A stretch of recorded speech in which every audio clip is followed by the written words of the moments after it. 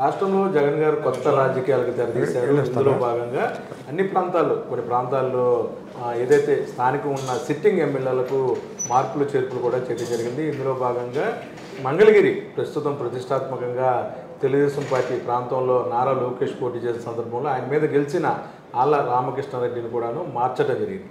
ఈ అంశం మీద మంగళగిరికి సంబంధించి నియోజకవర్గంలో వైఎస్ఆర్సీపీ పార్టీ శ్రేణులు ఏమనుకుంటున్నాయో అడిగి తెలుసుకునే ప్రయత్నం చేద్దాం. మనతో మాట్లాడడానికి హేమారెడ్డి గారు ఉన్నారు. వైసీపీకి అత్యంత సన్నిహితులు. మన పక్కన పార్టీ ఏదైతే మ్యాండేట్ ఉందో దానికి సంబంధించి తుచ్చా తప్పకుండా దానికి మార్గదర్శకాలు అమలు చేసే వ్యక్తిగా ఆయన ప్రాంతంలో అందరూ కూడాను గౌరవిస్తారు. సార్ నమస్తే. సార్ నమస్తే అండి. హేమారెడ్డి గారు చెప్పండి, ఎలా ఉందో మంగళగిరి?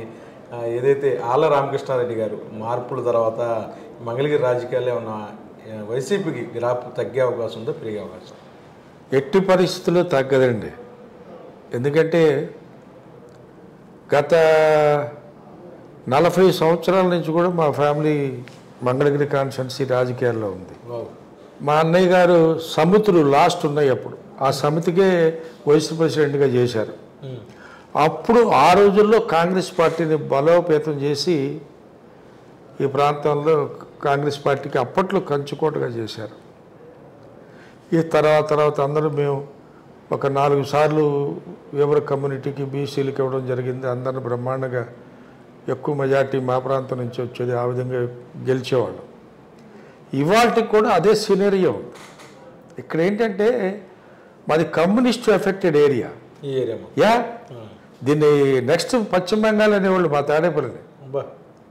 అంత కట్టుదిట్టంగా ఉండేది. విప్లవానికి సంబంధించిన అది ప్లస్ కాంగ్రెస్ జెండా కట్టే ఎవరికి లేదా, ఇది ధైర్యమే లేదు. మా అన్నయ్య గారు 80 చిల్లరలో వచ్చి అప్పుడు కొంచెం పెంచుకుంటూ వచ్చి తాడేపల్లి గ్రామ సర్పంచ్ అయి సమితికి వైస్ ప్రెసిడెంట్ అయ్యి అప్పుడు పార్టీ విస్తృతంగా పెరగటం. తర్వాత మేము రాజశేఖర్ రెడ్డి గారు అంటే ఉండటం, నడవడం, ఆ విధానంలో మేము రావడం. 4 సార్లు కూడా ఆయన కాంగ్రెస్ పార్టీ పెట్టిన 4 గెలిపించుకున్నాం. ఒకసారి ఓడిపోవడం జరిగింది. అది వేరే కారణాలు. కాబట్టి అప్పుడు దాని తర్వాత బ్యాచ్ మొత్తం మేమందరం కూడా ఏకముడిగా వైఎస్ఆర్ కాంగ్రెస్ పార్టీలోకి వచ్చాం. జగన్మోహన్ రెడ్డి గారు ఎంపీకి రాజీనామా చేసి కొత్త పార్టీ అనుకున్నప్పుడు ఆయన చేసిన ఒక అరగంటలోనే అప్పుడు మా తాడేపల్లి మండలంలోనే మా ఒక అమ్మాయి రాజీనామా చేసింది, ఎంపీటీసీ సునీత అని. ఆ అమ్మాయి కూడా చేసిన 2-3 రోజుల్లో మొత్తం ఎంపీటీసీలు అందరూ రాజీనామా చేసి నాకు పెట్టించారు. 100 సంఖ్యలో ఎంపీటీసీలు స్టేట్ వైడ్. అప్పుడు 2 స్టేట్లు కలిసి ఉన్న ఆ రోజుల్లోనే ఫస్ట్ వైఎస్ఆర్సీపీ అందరూ వైఎస్ఆర్సీపీలోకి వచ్చి ఆ పార్టీ మండలం అయిపోయింది మాది. అప్పటి నుంచి కూడా పార్టీకి మేము చాలా వెన్నుదనుకుంటాం. Party based. ఎందుకంటే కొంచెం వామపక్ష భావాలు ఉండే కమ్యూనిస్టు వాళ్ళని ఎదుర్కోవాలంటే మాకు కూడా వామపక్ష భావాలే ఉండాలి. అవును, అంతేగా. అదే విధానంలో మేము తీసుకొచ్చాం. అట్లాగే ఉంది. ఇక్కడ ఈ కాన్స్టిట్యున్సీలో వ్యక్తులు అనేది మాకు పెద్ద లెక్క కాదు. పార్టీయే బేస్. మాకు పార్టీ బేస్కొని వర్క్ చేస్తాను. అదే విధానంలో కొనసాగుతాం. మాకు ఏ విధమైన భయం లేదు. మేము మా ప్రయత్నం మేము చేస్తూనే ఉంటాం. పార్టీ విధానాలు, విధి విధానాలన్నీ కూడా సక్రమంగా అమలు చేసే విధానంలోనే మా పార్టీ శ్రేణులు ఉంటారు. అంటే ఒకటి చెప్పండి సార్, వైసీపీ పార్టీ కూడాను కమ్యూనిస్ట్ సిద్ధాంతాల్లో ఉంది. పేద ప్రజల్ని అభివృద్ధి చేయటం కానీ, పేద ప్రజలకు ఇళ్ల స్థలాలు ఇవ్వటం కానీ, అలాగే క్యాడర్ కూడాను పార్టీ సిద్ధాంతం ఎవరైతే పార్టీ నడిపిస్తారో ఆయన కట్టుబడి ఉంటుంది తప్ప వ్యక్తులతో ప్రేమ లేదంటారా? కరెక్ట్ పాయింట్ చెప్పారు మీరు. ఎందుకంటే రాజశేఖర రెడ్డి గారు స్టార్ట్ చేశాడు లెఫ్ట్ ఓరియంటెడ్ మనస్తత్వంతో అందరికి ఇళ్ళు అని. కానీ మిగతా అన్ని కూడా పర్ఫెక్ట్గా ఇంప్లిమెంట్ చేశాడు. ఇప్పటికీ 8 ఇళ్ళు అంటారు. అవునండి. కొండల కోనలో కూడా ఇప్పించాను నేను ఆ రోజులు ఇల్లు. అంతా ఫ్రీగా నడిచింది అప్పుడు. ఆ బేస్ తర్వాత ఈయన వచ్చిన తర్వాత డెఫినెట్లీ ఇవాళ జగన్ గారు వచ్చిన తర్వాత ఏ ట్రాన్స్పరెన్సీ అండి ఇది? మీరు ఎక్కడైనా మన దేశంలో ఇంత ట్రాన్స్పరెన్సీగా బడుగు బలహీన వర్గాలకి ఇచ్చే ఫెసిలిటీస్ ఇంత ట్రాన్స్ఫరింగ్గా ఏ రాష్ట్రంలోనే చేస్తుందా? అట్లా ఇస్తున్నాం మేము. సరే అంటున్నారు, కొంతమంది అంటారు మా మీద రాళ్ళు వేయడానికి, ఎంత తెచ్చారో ఎంత ఇచ్చేసారు. తెచ్చినవి ఉన్నాయి, మేము ఇచ్చినవి బ్రహ్మాండంగా మీలాగా మీ కార్యకర్తలకు పంచలా, మా కార్యకర్తలకు ఎవరికి పంచలా, పేద ప్రజలకు వాళ్ళ అకౌంట్లోకి ట్రాన్స్ఫర్ అయినాయి అన్ని స్కీములు. That is our greatness. ఇవాళ మా వెంట ఉన్నది ఇందాక మీరు అన్నట్లుగా కమ్యూనిస్టు భావాలున్న మా మనస్తత్వాలకి అనుగుణంగా మా నాయకుడు చేయబట్టే వాళ్ళ కమ్యూనిస్టులు ఫస్ట్ మా అన్నయ్య ఎంపీపీగా నిలబడ్డప్పుడు తాడేపల్లిలో సిపిఎం మేము నువ్వా నేనా అనేటట్టుండే. ఆయన కాలం చేసిన తర్వాత నేను వచ్చిన తర్వాత అంతకుముందు మండలం కానీ మున్సిపాలిటీ కానీ జరిగిన ఎలక్షన్లో తాడేపల్లిలో వైఎస్ఆర్సీపీ మండలంలో ఒక ఎంపీటీసీ కానీ అట్లాగే మున్సిపాలిటీలో ఒక కౌన్సిలర్ కానీ లేడు. మొత్తం మా పార్టీ ఒకళ్ళిద్దరు తెలుగుదేశం వాళ్ళు ఉండేవాడు. ఆ విధంగా మేము మా పార్టీ పెట్టిన కార్యక్రమాలన్నీ అంత బ్రహ్మాండంగా ఇంప్లిమెంట్ చేసుకున్నాం కాబట్టి కమ్యూనిస్టులో ఉన్న పేదాభికి అందరూ కూడా మాకు ఇన్ఫ్లుయెన్స్ అయ్యి మాతో ప్రయాణం చేసే పద్ధతి అది. అసలు మామూలుగా కమ్యూనిస్టులు ఎవరి మాట వినరు, సేతయ్యలు అందరూ. అటువంటిది జగన్ గారు బాబాలు పార్టీ సిద్ధాంతాలు నచ్చి వచ్చారని గ్రేటే కదా. డెఫినెట్లీ ఇవన్నీ మాకు ప్లస్ అవుతాయి. మంగళగిరి కాన్స్టిట్యున్సీ పాత రోజుల్లో వేములపల్లి శ్రీకృష్ణ గారు ఎమ్మెల్యేగా గెలిపించిన కమ్యూనిస్ట్ పార్టీని గెలిపించిన ప్రాంతం ఇది. 2 సార్లు గెలిపించారు ఆయన అప్పుడు. అట్లాంటి ప్రాంతాన్ని ఈ ప్రభుత్వం రాజశేఖర రెడ్డి గారి నుంచి వేస్తున్న పునాదులు ఈయన ఇంకా విస్తరింపు చేశాడు మా జగన్ గారు. సో డెఫినెట్లీ మాకు ఇది ఉంది, మాకు ఆ సేవ్ ఉంది వాళ్ళ మా జనంలో. సార్ చెప్పండి, జగన్ గారిలో ఆకట్టుకునే గుణం ఏంటి అసలు? ఎవరైనా ఒకసారి మిమ్మల్ని కావచ్చు, నన్ను కావచ్చు, ఒకసారి ఆయన మాట్లాడినా, ఆయన ఏదైనా పాలసీ మీద విశ్లేషణ చెప్పినా సరే ఎందుకని అంత ఆకట్టుకుంటారు? నిజాయితీ అండి, నిజాయితీ. తను మాట్లాడే దాని మీద పర్ఫెక్ట్ క్లారిఫికేషన్ ఉంటుందండి. నేను చాలామంది నాయకులను చూశాను, తెలంగాణ ఉన్న హోమ్ మినిస్టర్ అన్ని రాయలసీమలో అన్నీ చూసా, ఎక్కడ చూసా, రాజశేఖర రెడ్డి గారిని చూసా. ఈయన ఈజ్ క్వైట్ డిఫరెంట్ బాయ్ అండి. అసలు ఆ ఐడియాలజీ, ఆ ఆలోచన ఎంత హోంవర్క్ చేస్తాడనండి ఆయన. చాలా హోంవర్క్ ఉంది దీని వెనక. దానికి తగ్గట్టుగా ఆయన అందరికీ కూడా ఇన్ఫర్మేషన్ ఇవన్నీ తెచ్చుకుంటాడు. స్టేట్ బ్యూరో ఇచ్చినవి కానీ, పత్రిక ద్వారా కానీ, లేకుంటే ఈ టీములు సోషల్ మీడియా కానీ, ఇంకా సొంత వీళ్ళు ఉన్నారుగా ఐపాక్ టీం వీళ్ళు ఇదంతా కలెక్ట్ చేసుకొని క్యుములేటివ్గా ఆలోచించి మంచి నిర్ణయాలు తీసుకుంటాడండి. కాబట్టి ప్రజాకర్షణ అనేది ఎంతవరకు అనేది that I can't say, but what he wants to do he will do, that's all. అంతే. ఇది ఉంది, ఆ నిజాయితీ ఉంది. మాలాంటి కొంచెం పెద్దవాళ్ళకి అది నచ్చుద్ది, అది ఆ నిజాయితీ నచ్చుతుంది. ఇవాళ అదే నిజాయితీకి ప్రజలకు పంచుతున్నాడు ఆయన, అదే నిజాయితీతో పంచుతున్నాడు. లేకుంటే అందరూ గొగ్గలు పెడుతున్నారుగా, ఇన్నప్పులు నువ్వు చేసిన ఆ టర్మ్ పీరియడ్ కంటే ఏం చేసిన పెద్దవి కాదుగా, అసలే అంత స్టాటిస్టిక్స్ ఉందిగా. ఊరికే మసిమూసి మారేడుకాయ చేయటం అదే తప్పిస్తే నథింగ్ అండి. పీపుల్ ఆర్ ఇంటెలిజెంట్ వాళ్ళు గారు. వై? బికాజ్ లిటరసీ పెరిగింది మనకు కూడా. మన దేశం మొత్తం మీద పాత రోజుల్లో కేరళ లిటరసీ బాగుండేది పర్సెంటేజ్ ఇండియాగా. యా, అలాంటిది మనకు కూడా లిటరసీ పెరిగిందండి. ఇవాళ ఎన్ని వందల మంది, వేల మంది కాలేజీలు అండి. Yes, definitely we should proud of it. ఇప్పుడు పాత రోజుల్లో మా రైతువారి కుటుంబాల్లో ఎక్కడ నీరుంటే అక్కడికి పారిపోయేవాడు. ఎందుకంటే వ్యవసాయం అక్కడ అనుకూలం. సాగర్ లెఫ్ట్ కెనాల్ వచ్చిందని మిర్యాలు కూడా వెళ్ళిపోయారు. అట్లా కర్ణాటకలో వచ్చిందని బళ్ళారి పోయారు, ఆల్మట్టి డ్యామ్. యా, అట్లాగే ఈ నంద్యాల వైపు కూడా అటు నీళ్లు బాగా వస్తున్నాయి, కెనాల్, కేసీ కెనాల్ వస్తున్నాయి, అటే పోయారు. అట్లాగే ఇక్కడ కూడా ఏంటంటే ఎక్కడైతే మంచి కార్యక్రమాలు ఉంటాయో మామూలు జనం మంచిగా ఎవరు చేస్తున్నారో డెఫినెట్గా వాళ్ళ మైండ్ అట్లాగే ఉంటుందండి. సరే చాలామంది చాలా రకాలుగా చెప్తున్నారు. ఎవరు ఇది వాళ్ళది, ఎవరు పొందా వాడది. సార్ చెప్పండి, సోనియా గాంధీ గారిని ఎదిరించి రాజీనామా చేసినప్పుడు వైఎస్ రాజశేఖర రెడ్డికి మీరంతా సన్నిహితులు, కొద్దో గొప్ప భయపడి ఉంటారుగా, ఈయన రాంగ్ స్టెప్ వేసాడా, ఎందుకు ఈ మొండితనం అని. అప్పట్లో టు బీ ఫ్రాంక్, అప్పటికి నిజ స్వభావం చాలా మందికి తెలియదు కాబట్టి in those days they might think something, but ఎక్కడో ఒక ఆలోచన మాలాంటి వాళ్ళకి తగిలింది. రాజశేఖర రెడ్డి గారి కుమారుడు ఇంత ఈజీగా ఇంత ధైర్యంగా భారతదేశాన్ని శాసించే స్థితిలో ఉన్న సోనియా గాంధీని నువ్వెంత I don't want your MP అని బయటకు వచ్చిన ధీరోదాత్తుడు జగన్మోహన్ రెడ్డి తప్ప భారతదేశంలో ఎవరైనా ఉన్నారంటే అదే మాకు ఆ గట్సే అతన్ని ఎప్పటికీ నిలబడతాయి, ముందు కూడా నిలబడతాయండి అతన్ని. అంటే కొద్దిగా చాలా మంది భయపడ్డారు, చాలా మంది కొద్దిగా ఫీల్ అయ్యారు, తొందరపాటు చర్య ఏమవబోతుంది, ఎందుకు ఇంత ఇదిగా అనుకుని కొందరు కామెంట్లు చేశారు. అయినా ఆయన లెక్క చేయాలి, తను అనుకున్నది ఏదో, తన భావం ఏదో, తను ఏదైతే చేయబోతున్నాడో జనం మధ్యకు వచ్చాడు. జనం మధ్యకు వచ్చి అందరికి విశదీకరించాడు. జనం ఇన్ఫ్లుయెన్స్ అయ్యారు.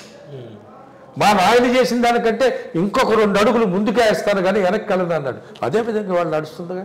ఇంకొక గొప్ప మాట విన్నాడు అతను అప్పట్లో, ఏది ఓదార్పు యాత్ర అప్పుడు ఆ మాట అన్నాడు.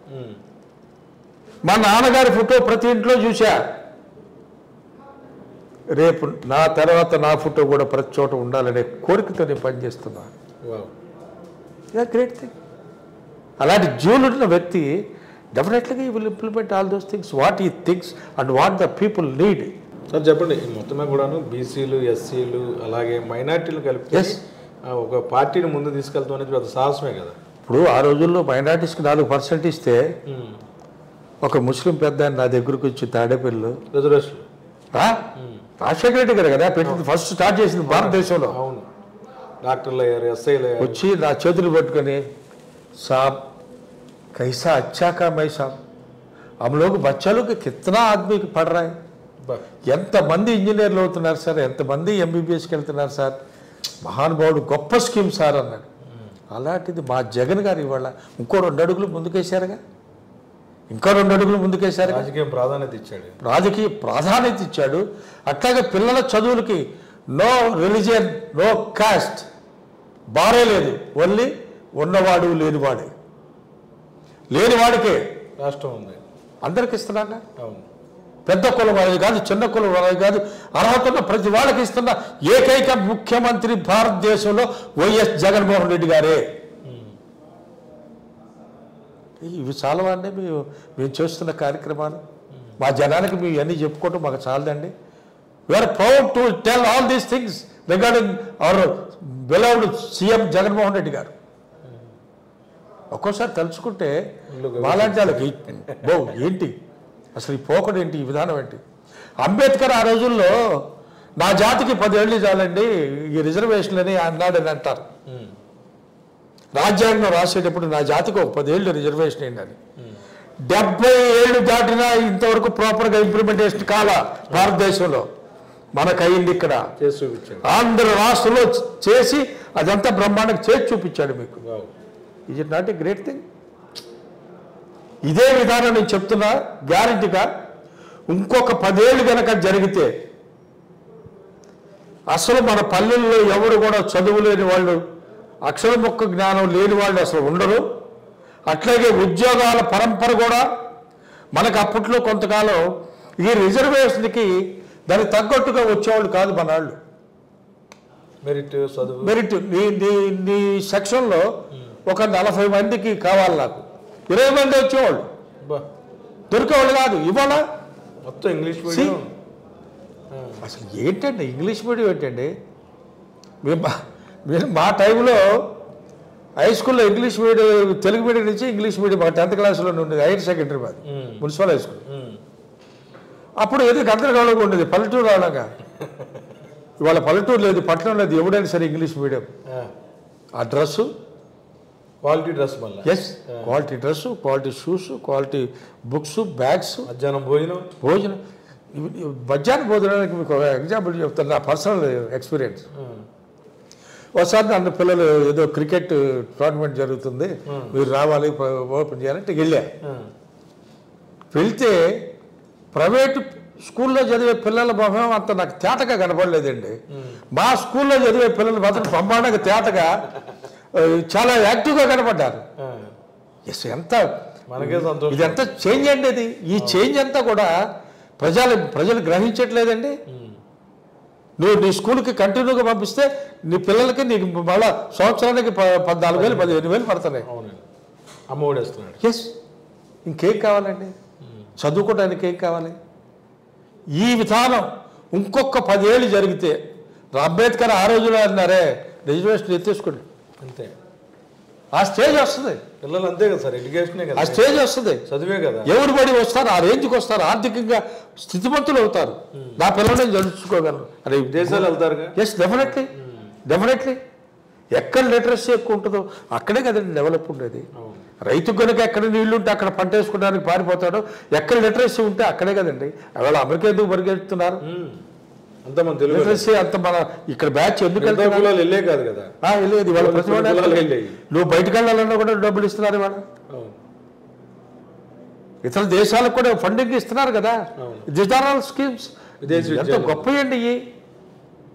అదే మా ధైర్యం, మా జగన్ గారి ధైర్యం, మా ధైర్యం కూడా అది. మేము అంత చేస్తున్నాం ప్రజలకి అనేది. ఈ స్కీములు ఇవన్నీ కూడా మేము కూడా ప్రజల మధ్యకి తీసుకెళ్తాం, ప్రజల్లో నిలబడతాం. మా ధైర్యం అదే. మంగళగిరిలో రెడ్లు ఆధిపత్యత ఉంటుంది. ఈ నేపథ్యంలో బీసీ అభ్యర్థులు ఎంతవరకు రాణించగలరు? రెడ్ల ఆధిపత్యం కంటే ఆ బీసీల కంటే రెడ్లు ఎక్కువ కాదే, ఫర్ ఎవర్ ఇన్ఫర్మేషన్. కాకుంటే ఏంటంటే మా అన్నయ్య గారి టైం నుంచి ఇదొక మేము లీడ్ చేస్తూ ఉండేవాళ్ళని తప్పిస్తే ఆధిపత్యం కూడా జోక్యం చేసుకునేవాళ్ళు కాదు. అడ్మినిస్ట్రేషన్ కానీ ఇంకో దానికి కానీ they will do their duty. కాకుండా ఏంటంటే we always with the poor. మొదటి నుంచి కూడా మా అన్నయ్య గారి పాలసీ కూడా కనబడుతున్నాయి మీలో ఆ విధంగానే ఉండేది. కానీ ఇంకో విధంగా చెప్పండి, నారా లోకేష్ తిరిగి ఇక్కడ భారీ మెజార్టీతో గెలుస్తాను, మా నాన్న ముఖ్యమంత్రి అని పదే చెప్తున్నారు. ఈ నేపథ్యంలో గౌరవ యువ ముఖ్యమంత్రి గారు రామకృష్ణారెడ్డి గారిని తీసివేసి ఇంకో బీసీ నాయకులు చిరంజీవికి బాధ్యత అప్పగించారు. అంటే ఈ ప్రభావం మీ మీద కానీ పార్టీ మీద కానీ ఎలా ఉండబోతుంది? అంటే నారా లోకేష్ తిరిగి గెలుస్తాడని చాలామంది చెప్తున్నారు. చెప్పటానికి ఏముందండి, జనం మా వైపు ఉన్నారు. ఇప్పుడు వాళ్ళకి 4-5 మీడియా ఉండొచ్చు, అవును, పేపర్లు ఉండొచ్చు, ప్రాపగండ చేయడం, ఉదయం లేస్తే మైకి తీసుకుని అదే పని. అవును, దాని తగ్గట్టుగా ఆయన చంద్రబాబు గారు చెప్పాడు, రాయలసీమ ఊళ్ళో తెలుసా మీకు 1,00,000 కోట్లు అన్నాడు అతను వాల్యూ, ఆస్తి. ఆయన నాకు కేసీఆర్ 500 కోట్లు ఇటువంటి నాకు 1,00,000 కోట్లు ఉన్నాయి. అవును, ఏమంటే ఆయన 40 ఏళ్ళు రాజకీయం చేస్తే 40,00,000 కోట్లు సంపాదించాడు. మేము టన్నల్స్లో మాకు క్షయరోగాలు కూడా తగిలించుకొని మేము 40 ఏళ్ళు కష్టపడితే మీ స్టేజ్కి రాలేదు. ఆ రహస్యం అంటే చెప్తే అందరూ బాగుపడతారు కదండి. చెప్పడానికి అర్థం ఉండాలి. డబ్బుని సొమ్ము పంచండి జనానికి. ఒక్క కాన్స్టిట్యున్సీ కాదు, అన్ని చోట్ల పంచండి, మా పేదవాళ్ళందరికీ పంచండి. ఓటు మాకే వేస్తారు. లోకేష్ ఓటుకి 10,000 ఇస్తాడు అన్నాడు. ఏమండి ఉన్నాయి తీసుకుంటామండి, మా వాళ్ళకి అదే చెప్తాగా. అతను ఎంత ఇచ్చినా తీసుకోండి, ఆడి సొమ్ము కాదు మన సొమ్మే. అతను పంచేది అతని దగ్గర ఉన్నది అతని సొమ్ము కాదు మన సొమ్మే, ప్రజల సొమ్మే. తీసుకోండి, నిరభ్యంతరంగా తీసుకోండి. 10,000 కాదు 50,000 ఇచ్చినా తీసుకోండి. ఓటు మాత్రం ఆత్మవిశ్వాసంతో వేయి, నీ గుండెల మీద చేసుకుని ఆలోచించి చెయ్యి. ఎందుకంటే ఓటే ఆయుధం. ప్రజాస్వామ్య దేశంలో ఓటే ఆయుధం. ఆ ఓటుని నువ్వు సరైన వాడికి ఇస్తే సరైన పద్ధతి వస్తుంది, సరైన వాడికి వస్తే నీ కుటుంబం అభివృద్ధి చెందుద్ది, సరైన వాడికి వస్తే నీ ప్రాంతం అభివృద్ధి చెందుద్ది.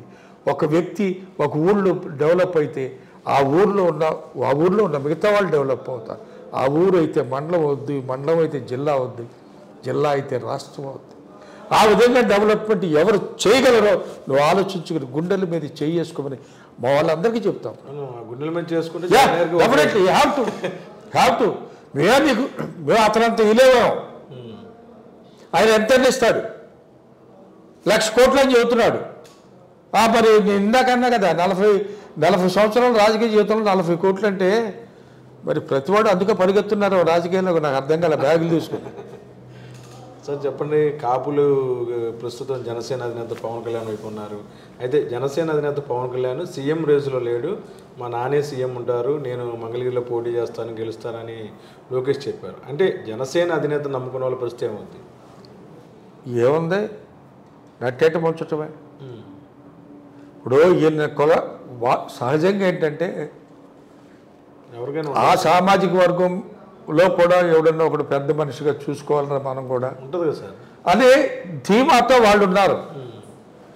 ఈ దెబ్బతో వాళ్ళ ఆలోచనలు పటాపంచలైపోయినాయి. వాళ్ళు ఎందుకుంటారండి? వాళ్ళు ఎందుకుంటారు? పవన్ కళ్యాణ్ దగ్గరగా చూసారా సార్ ఎప్పుడైనా? నేను చూడలేదండి. ఆ కుర్రాన్ని నేను చూడలేదు. సినిమాల్లో చూడటం గుడ్ ఆర్టిస్ట్, కానీ ఈజ్ నాట్ ఏ పొలిటీషియన్. ఎప్పుడో హడావుడి చేశాడు, ఇప్పుడు ఎప్పుడో ఊరు చాలా బాగుంది. ఎప్పుడో రోడ్లు వేస్తున్న అడ్డుకుని హడావుడి చేశారు. ఇప్పుడు ఎప్పుడో గ్రామం చాలా బాగుంది కదా, బ్రహ్మాండంగా ఉంది. వైడెన్ రోడ్ అందులో పెద్ద లింక్ అది. ఇవతల వడ్లపూడి నుంచి పైనుంచి వచ్చే వాళ్ళు కూడా ఇటు విజయవాడ చేశారు. ఇష్యూ కావాలిగా, ఆయనకి ఇష్యూ కావాలి. పోతే ఎవరన్నా ఒకటి ఇద్దరు వాళ్ళ సామాజిక వర్గం వాళ్ళు దెబ్బతినొచ్చు. దాంతో అందరూ ఆక్రమణలు తీశారు, అందరూ ఉంటారు. నీ ఎంక్రోచ్మెంటే తీసాం కానీ మీది పట్టా భూములు ఏమైనా తీయలేదుగా, తీరుగా. అవునండి. ఇవన్నీ జనం నాకు అర్థం కాదు. వీళ్ళంతా ఏమో తెలియని వాళ్ళు అనుకుంటున్నారండి. జనానికి తెలివి పెరిగింది సార్, ఆలోచిస్తున్నారు. డబ్బు నీ దగ్గర ఉంది, దొబ్బింది ఉంది, ఇస్తానంటావు, తీసుకుంటాం, మేము వేసేవాడికి మేము వేస్తాం. సరే, ఈ మధ్యన దర్శకుడు రామ్ గోపాల్ వర్మ గారు ఒక మాట అన్నారు. ఏదైతే మీరు ప్రతిరోజు జగన్ గారిని విమర్శించే తీరు, మాట్లాడే తీరు, ఆయన తిట్టే తీరు, దానికన్నా భిన్నంగా నేనేమి సినిమాల్లో పెట్టట్లేదు. నిజంగా ఒక ముఖ్యమంత్రిని రకరకాలుగా మాట్లాడుతున్నారు టీవీ డిబేట్లో కానీ వాటిలో కానీ. కనీసం ఆయనకి ముఖ్యమంత్రి అనే గౌరవం కూడా మీరు ఇవ్వట్లేదు. అటువంటిది వ్యూహం సినిమాలో జగన్ గారి ఏదైతే బయోపిక్లా తీస్తుంటే దాన్ని అడ్డుకోవటం అనేది నిజంగా దారుణం కదా. దాని గురించి మీరు ఏమంటారు? నిజంగా రామ్ గోపాల్ వర్మ చాలా గొప్ప మాట అన్నాడండి. మీరు నోటుకు వచ్చినట్లు, నోట్లో ఏదో ఉన్నట్టు నానా రకాలుగా మాట్లాడుతున్నారే. వయసు పెద్ద ఆయన పెద్ద ఆయనకి ఆ వయసు కూడా ఇది తెలుసుకోకుండా ఆయన కూడా అంటున్నారే. ఈ కుర్రాడేమో వేరే ఏదో పేరు అంటాడా. అసలు నువ్వు పప్పు, అదంతా రాష్ట్రం అంతా వ్యాపించింది. ఆ దెబ్బతో నువ్వు ఇదైపోయి నువ్వేదో చేద్దామని చూస్తున్నావు. డబ్బు ఉంది, మీ నాయన డబ్బు ఎత్తున్నాడు, తిరుగుతున్నావు, దొబ్బిన డబ్బు ఉంది, పంచండి. అంత మాత్రం చేత నువ్వు నీ నోటుకు వచ్చినట్టు మాట్లాడితే టైం ఉంది. నోటుకొచ్చి మాట్లాడిన నాయకులందరూ ఏమయ్యారో టైం ఉంది. ఇదే బహిరంగంగా తనుకునేది కాదుగా. ప్రజలే సమాధానం చెప్తారా? డెఫినెట్గా చెప్తారండి. ప్రజలు మనం అనుకుంటున్నాం ఇంట్లో టీవీలు పెట్టేటప్పుడు వాళ్ళ ఇళ్లలో అనే మాటలు మీరు ఇంటలా. చిచ్చి ఏంటి మాటలు? ఏ పార్టీ వాళ్ళైనా, నేను ఒక పార్టీ అంటలా, ఏ పార్టీ వాళ్ళైనా అసభ్యకరమైన పదజాలం వాడినా, సామాజికంగా కొంచెం పదాలు కూడా తప్పుదొరిన వాళ్ళు ఒప్పుకోవట్లా. నువ్వు ఎక్కడో అమెరికాలో చదువుకొని వచ్చాడు, తెలుగు రాక తిడుతున్నావా, మరి వచ్చి తిడుతున్నావా, నోటుకు వచ్చినట్టు అంటున్నా. ఫోటోగ్రాఫ్ కూడా గౌరవం లేకుండా ఎందుకు మాట? తప్పండి అది. అది బుద్ధి మాంద్యం వల్ల చేసే పనులండి. ఎవడు ఉన్నాడు ఇప్పుడు చదువుకున్నప్పుడు? నేను అంటున్నా, ఆయన చంద్రబాబు గారే అంట, ఈ కుర్రాడు బొడ్డాడు కాబట్టి లోకేష్ అంటాం. దానికి మర్యాద ఇచ్చిపుచ్చుకోవడంలో తప్పేంటండి? ఎందుకని ఆంధ్రాలో ఈ 4 ఏళ్ళ పరిస్థితులు ఉన్నాయంట? ఎందుకంటే అదేంటి, ఒక విధమైన మనుషుల్లో ఉక్రోషం వచ్చేసిందండి. జగన్ గారు ఆయన్ని చూసి తట్టుకోలేకపోతున్నారు. అసూయ. అమ్మో ఏంటి జనానికి పంపకాలు ఏంటి, ఎన్ని వ్యవహారాలు ఏంటి, ఏం కాబోతుంది ఏంటి, ఇది వాళ్ళ భవిష్యత్తు, వాళ్ళ రాజకీయ భవిష్యత్తు ఏం కాబోతుంది. ఆయనకేం పాపం ఒక్కగానే ఒక్క కొడుకు, ఈ కొడుకుని ఏదో అందలం ఎక్కించాలని ఆయన తీవ్రంగా ప్రయత్నించడం. ఈ పిచ్చోడేమో ఈయన ఎక్కలేక కింద పడతా ఉంటాడు. ఈయన దత్తపుత్రుడా? అసలు దత్తపుత్రుడేమో ఆయన ఏదో మాట్లాడతాడు. ఆయన కూడా కొద్దిగా షాక్ అయినట్టుంది ఈ మధ్య. కొద్దిగా ఏదో కొంచెం మారింది. మీరు అబ్జర్వ్ చేశారో లేదో, కొంచెం మారింది. ఆవేశం, జుట్టు పైకి ఇవన్నీ మారినాయి. ఎవరు చెప్పుంటారు, దగ్గర చెప్తానంటాడు. ఎవరు చెప్పిన ఎండ అబ్బాయి వాళ్ళ అమ్మగారు వాళ్ళ బ్రదరే చెప్పుంటారు, రే అది బాగాలేదు కొంచెం తగ్గించాడు, అందుకని తగ్గించాడు అనుకుంటా అబ్బాయి. అట్లా జనాలు పిచ్చి అండి, తప్పండి అది. ఒక చదువుకున్న వ్యక్తిగా, ఒక సంఘంలో, ఒక సమాజంలో ఒక విలువ ఉన్న వ్యక్తిగా, ఒక ఆర్టిస్ట్, ఒక స్టార్వి, పబ్లిక్లో యాజ్ అన్ ఆర్టిస్ట్గా నీకు మంచి ఇమేజ్ ఉంది, అది కాపాడుకో. మొత్తమే కూడా మంగళగిరిలో ఫైనల్గా వైసీపీ జెండా ఎగరబోతుంది. డెఫినెట్ సార్, అంతే, డెఫినెట్గా ఎగురుతుంది. దాంట్లో ఇంకో రెండో ఆలోచన లేదు. పెట్టండి, ఆయన్ని డబ్బులుండి పెడతాడు, తప్ప పెట్టాలి కదా. ప్రజాబలం ఉంది, వాళ్ళకి ప్రజాబలం ఉందా, ఆయనకి డబ్బు బలం ఉందా, పెట్టండి. You will see. Thank you. మొత్తమే కూడాను 2024 జరిగే ఎన్నికలు ప్రజలే ఏదైతే ప్రస్తుతం టీడీపీ నాయకులకు సమాధానం చెప్పే పరిస్థితి వస్తుందంటున్నారు వేమారెడ్డి గారు. అంతేకాకుండా ప్రతి ఒక్కరూ ఓటు వేసేటప్పుడు గుండెల మీద చేసుకుని ఈ రాష్ట్రాన్ని అభివృద్ధి చేసింది ఎవరు, పేద బడుగు బలహీన వర్గాలకి అండగా ఉన్న వ్యక్తి గౌరవ ముఖ్యమంత్రి జగన్మోహన్ రెడ్డి గారికి ఓటు వేస్తే వచ్చే లాభం ఏంటని కూడాను ఆలోచించుకోవాలంటున్నారు వేమారెడ్డి గారు. వీడియో జర్నలిస్ట్ విజయ్ కలిసి మంగళగిరి నుంచి ఐటీఎం కోసం అబ్దుల్ అలీ.